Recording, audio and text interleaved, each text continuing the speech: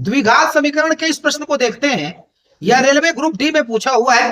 प्रश्न को पूरा समझने के लिए पूरी वीडियो जरूर देखिए। यहाँ पे देखिए प्रश्न है कि यदि ए तथा बी द्विघात समीकरण x minus M into X minus N बराबर के मूल हैं, तब द्विघात समीकरण x minus A into X minus B बराबर माइनस के मूल क्या होंगे। तो पहले देखिए पहले वाले समीकरण को लिखिए, इसके मूल ए और बी हैं। इन दोनों का पहले गुणा करिए, x minus M into X minus N. तो ये गुणा करने पे आ जाएगा एक्स स्क्वायर और माइनस ये देखिए M plus N into X, और ये हो गया प्लस एम एन, और के को जब बाएं पक्ष में लाएंगे तो माइनस के बराबर 0।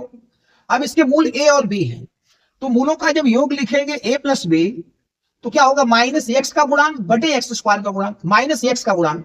सूत्र में भी माइनस है और यहां भी माइनस है, तो एक्स का गुणांक केवल 2 बार ऋण हो गया, धन हो जाएगा, तो एम प्लस एन, और एक्स स्क्वायर का गुणांक 1 है, भाग देंगे तो यही आएगा। तो ये मूलों का योग हो गया।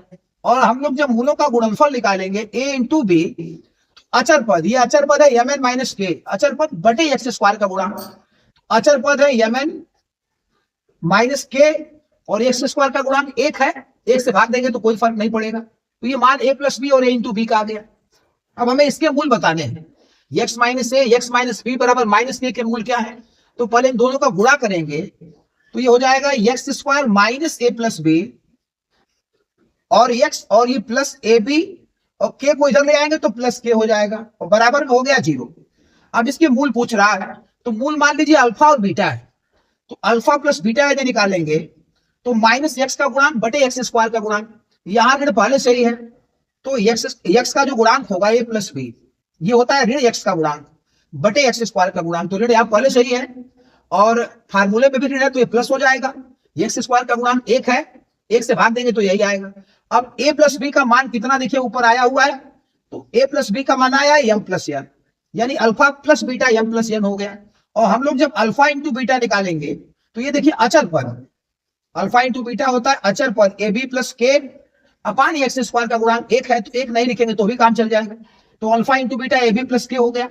ए बी का मान लिखिए तो एम एन माइनस के आया है, ए बी का मान आया है एम एन माइनस के, तो ये हो गया एम एन माइनस के ए बी का मान, और प्लस के यहां कर देंगे तो के से के कट जाएगा, तो ये क्या हो जाएगा एम इंटू एन।